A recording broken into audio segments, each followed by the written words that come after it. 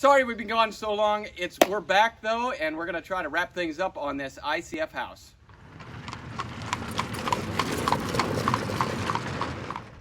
Well, I want to tell you something. This build has been absolutely eye-opening for us. Our builder says in the last 30 years or 35 years of building, he has never seen this many mistakes come from delivering stuff to our house. Almost every time a truck drove up, something was wrong. And in fact, right now, we have all the building dried in, all the windows and doors, but about 30% of the windows are the wrong windows, the wrong color. They're trying to correct that. And the roofing is about 90% complete, but they delivered the wrong lengths, even though we gave them all the pictures and all the measurements. So you should expect that mistakes will be made. Now, we've had a lot more than he has ever seen in his career, but it has really drawn this out. And now we're back to summertime, and we started in the summertime, and we're still not complete and probably won't be for a little while.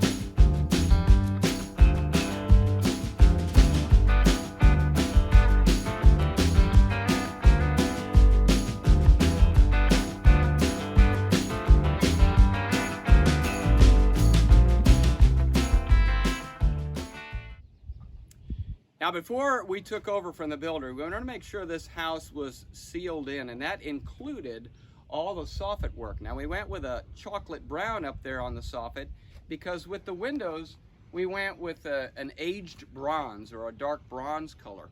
These doors are just primed, so we're going to paint those. But we thought those colors would look better with the wood siding that we're going to put on later.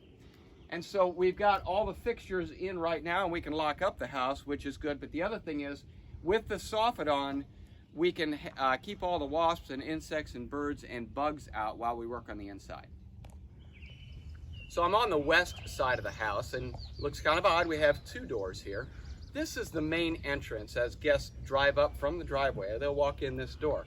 It'll be somewhat separated with landscaping and whatnot from the French doors that will go out onto a large deck that looks out over the pond. And so when we get inside, you'll see it from the other side and how we're going to utilize that space. Well, I'm on the north side of the house. You notice that there aren't many windows here because this is the north side, and we wanted that heavily insulated, and we don't get much light from the north. So a passive solar house generally doesn't have a lot of windows on the back, but it has a lot on the south. But these windows are very important for ventilation. They're open and they draw in air from the north side, the cool side of the house in the summer, and bring it up through that clear story. You notice here to my left, that window is white. That was one that was delivered the wrong color. It's going to be pulled out and replaced later at the cost of the people who ordered it and made the mistake. On top, the roof is actually a Galvalume roof, and the reason I chose Galvalume is because I collect rainwater, and Galvalume is one of the cleanest non-toxic surfaces you can use, plus the fact that metal roofs last a lifetime. And I really, really like metal, even though a lot of people don't like working with it. It's a great roof and it lasts for a lifetime. Also reflects a lot of that heat in the summer. So the other thing is we have to do some more backfilling here and go all the way up to the window well. This covers the larder behind me, and we're not really sure if this is the front or the back of the house. We call it the back of the house, even though this is what you drive up to, because we consider the front of the house where we look out over the pond. So we can argue about that all day, but let's go around and look at the other side. All right, we're now on the south side of the house. Obviously you see a ton of windows here. This is where light enters the house. I'm standing on the wall of the Wall of Peony, which for now what we're gonna do is temporarily cover this up so we have a shelter to make a shop here, a wood shop. We're gonna take all our tools, put it down here, so as we work on the inside, we've actually got an outdoor workshop to work with. Then we'll take that down and we'll actually put up the greenhouse probably next year. So this is going to be a great workspace for us. But right now it's pretty darn hot because it's summertime, and when that sun hits that concrete, it heats it up and it holds that heat. So what we're going to do is get that shaded so we're not holding the heat in the concrete, and we get some good airflow back here too. But essentially the windows, same color as the back, and luckily all the ones on the back side of the house are the correct color and the correct style, so we don't have to redo these. Well, here I am on the east side of the house, and we have the mudroom below me and to the left. That's the main entrance for us, so we can keep all our muddy boots in there. And then right below me is a space we were going to use for the horse-powered treadmill. But it turns out the slope of the terrain is not going to allow that.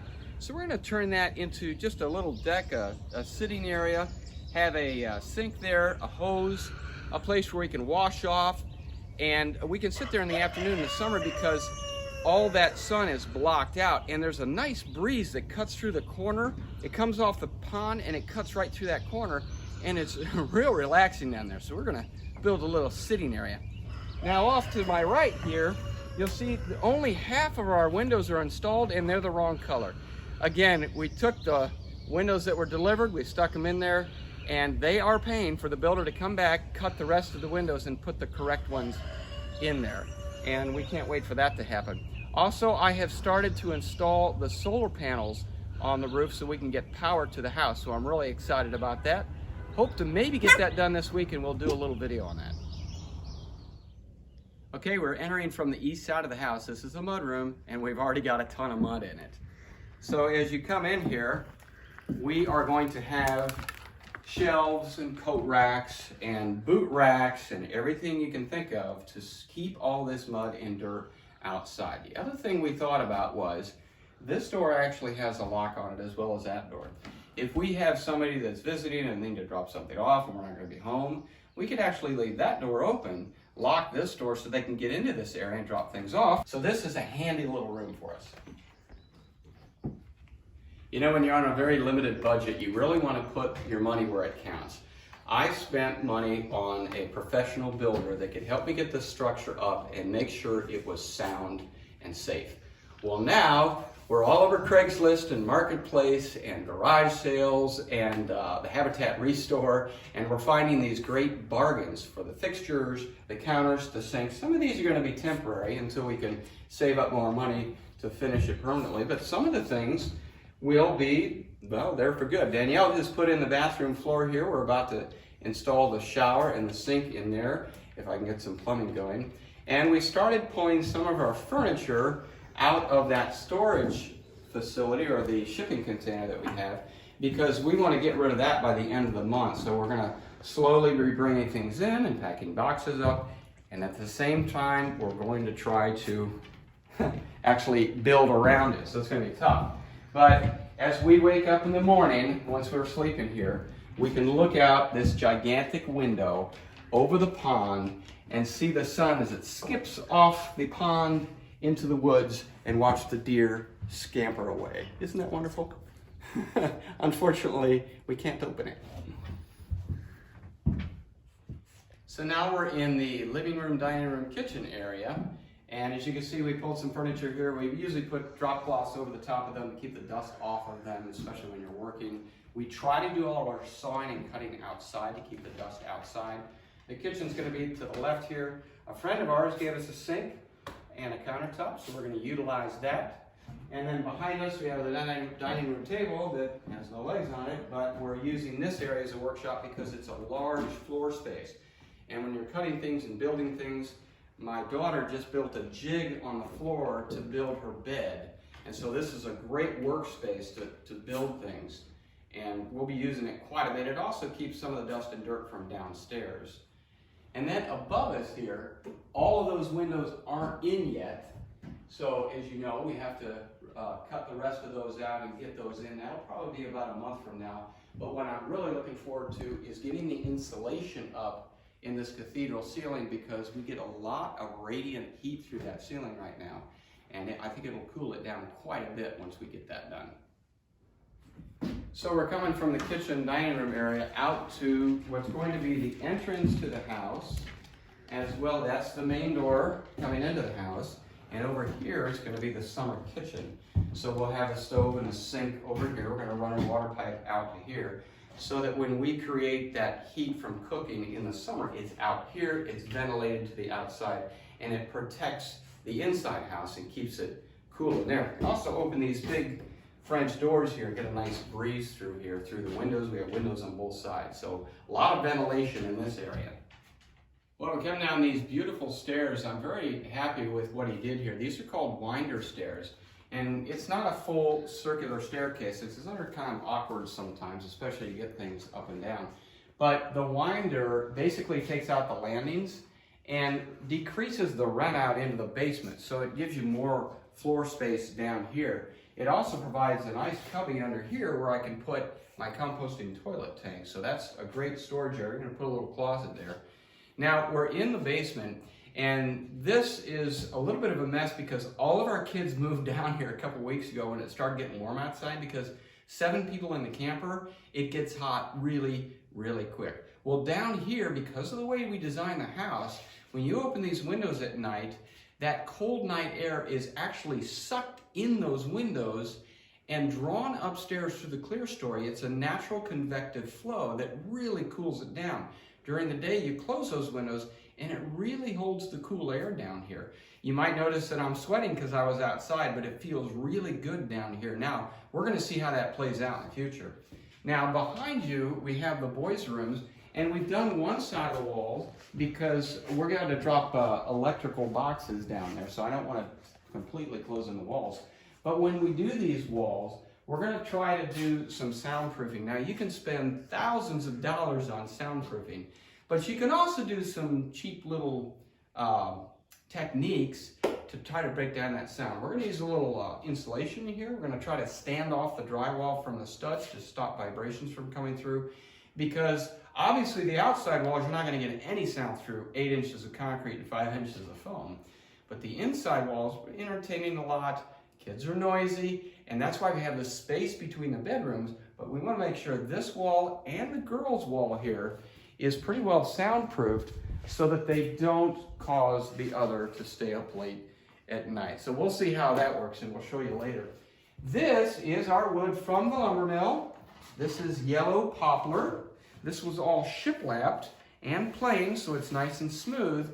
But instead of just throwing it directly on the studs, we're going to throw some drywall behind it, again for some soundproofing. And you know, drywall is not that expensive, and it's really easy to do if you don't have to mud and tape. And so when you put up the drywall and you put this over it, you never have to mud and tape, and Danielle's very excited about that. So let's head back into the brains of this house. Well, here we are down in the bottom corner of the house. This is the utility room. Danielle calls it my man cave because this is where I get to play with all my big toys, and it's not a big screen TV, guys. Anyway, we got a plumbing quote that was about 3 times what we thought it would be. And so I'm going to be doing a lot of the plumbing myself. I've got some friends who are experienced. I've done some myself. And plumbing, although it can ruin your house, generally doesn't kill you. The electricity, it can kill you. But I want to mention this for anyone who's thinking of this.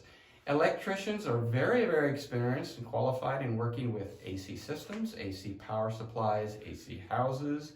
And even when you find somebody that's got experience with photovoltaic systems, they're generally grid tie systems, and the house is still AC powered. My entire house is going to be DC powered. All the motors, the refrigerator, the freezer, the pumps, all DC outlets in all the rooms. Now, we will have AC outlets, so there is an inverter up there, but the house itself will be powered DC. And a lot of electricians aren't experienced with that. In fact, the one that we found has never done a completely off-grid house that was primarily DC powered. So you got to look around for that. Now, what we're doing here is I'm working with Unbound Solar. They have been absolutely wonderful. And for those of you who understand solar systems, there's a lot of different parts there, and it's kind of complicated. Now, normally AC power comes in a house and there's a gray box with a circuit breaker panel and everything comes off that. Pretty simple. But this is not the case. So what I had them do is this is all wired together the charge controller, the inverter, the MPPT controller. It's all wired together at the factory and tested before it's sent to me, and that way I can't screw it up. All I have to do is hook the solar panels.